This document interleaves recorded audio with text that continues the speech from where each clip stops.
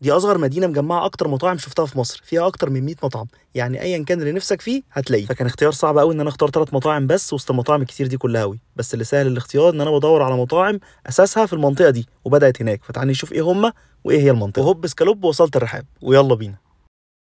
تاني فيديو من سلسله ناكل ايه في منطقه ايه. ناكل ايه بقى فين؟ في الرحاب. فكره في الرحاب فيها اكتر من 50 مطعم تقريبا، اشكال والوان، كل انواع الاكل، من بيتزات لفطاير لمشاوي لشاورمات، قليل بقى اللي تلاقي فيهم جامد. فانا اخترت لك 3 عشان اقول لك ان لما تيجي الرحاب اساسي لازم تاكله.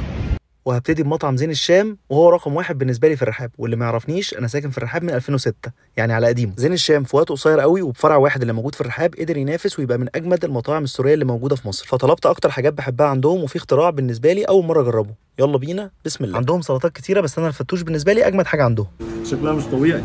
بسم الله. طعمها كان جامد ومظبوط قوي، بدايه مبشره جدا. نخش بقى على تاني حاجه. طلبت شاورما عربي ميكس، نصها لحمه ونصها فراخ، بيجي معاها توميه عاديه وتوميه سبايسي وبطاطس ومخلل. نبتدي باول حاجه بقى الشاورما الفراخ. زي ما انتم شايفين كانت الساندوتش مليان وطعمها كان جامد قوي الصراحه ومظبوطه. شاورما يعني توميه، وانا بالنسبه لي التوميه السبايسي اجمد بكتير من التوميه العاديه، فغرقتها كده توميه سبايسي، وكده بالنسبه لي ظبطت قوي مع البطاطس بتاعتهم والتوابل اللي عليها جامده قوي الصراحه. نخش بقى على الميكس التاني، شاورما لحمه، وانا ما بطلبش لحمه خالص، فاول مره بالنسبه لي وكانت مفاجاه.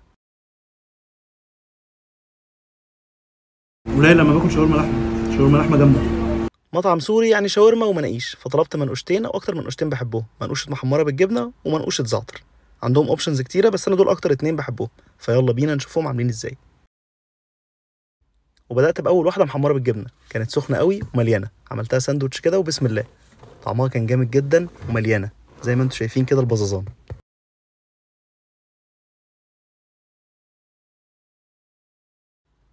نخش بقى على التانية منقوشه زعتر، كانت سخنه برضو، عملتها ساندوتش، طعمها كان حلو وكل حاجه وكانت مليانه، بس المحمره بالجبنه بالنسبه لي اجمد بكتير. نخش بقى على الاختراع بالنسبه لي، حاجه اسمها ماريه، في بالفراخ وباللحمه، ودي كنت اول مره اجربها. يلا بينا بسم الله. طعمها كان حلو، والعجينه دي هم بيخبزوها عندهم شبه العيش الكايزر كده، بيبقى معاها بطاطس توميه عاديه وتوميه سبايسي، بس الفراخ كانت جامده. نخش بقى على التانية اللي فاتت كانت ماريه فراخ، دي ماريه لحمه، نفس الكلام بالظبط. وزي ما انتم شايفين الساندوتش بيبقى مليان، ونفس الكلام بيبقى معاه بطاطس وتوميه عاديه وتوميه سبايسي.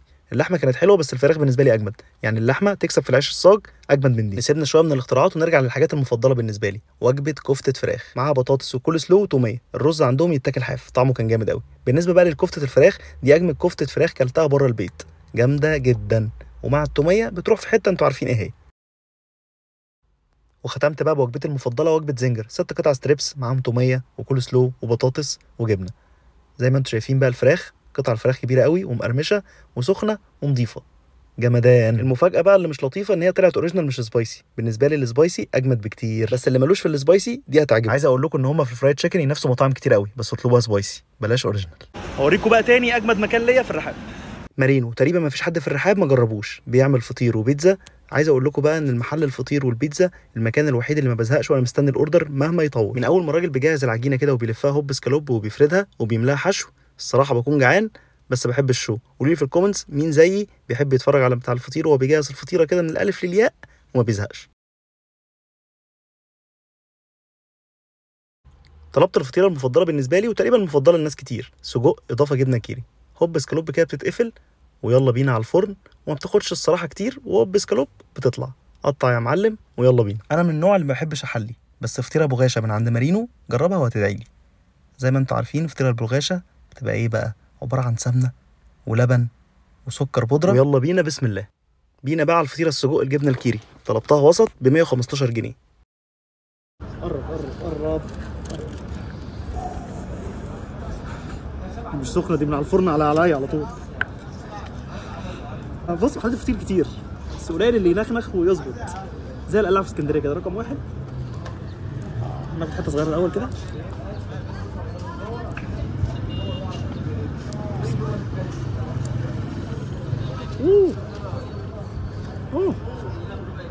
فشيخه.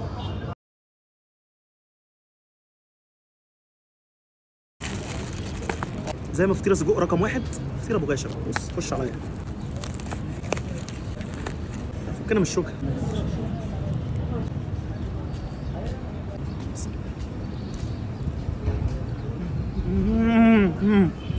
سكر، سمنه، عجينه مظبوطه، لبن، ده احلى ختام. ما ينفعش تيجي الرحاب وتمشي منها غير لما تعدي على توب فروت. مفيش حد في الرحاب او بيجي الرحاب على طول ما عداش عليه. ليمون بالنعناع من توب فروت كده كملت خالص. ما ينفعش تيجي الرحاب من غير ما تمشي وتجيب عصير من توب فروت. عنده اوبشنز كتيره بس انا بالنسبه لي ليمون بالنعناع هو اجمد حاجه بالنسبه لي. قول لي بقى في الكومنتس انت ساكن فين وايه اجمد 3 اماكن عندكم، عشان المكان اللي جاي ممكن يكون عندك.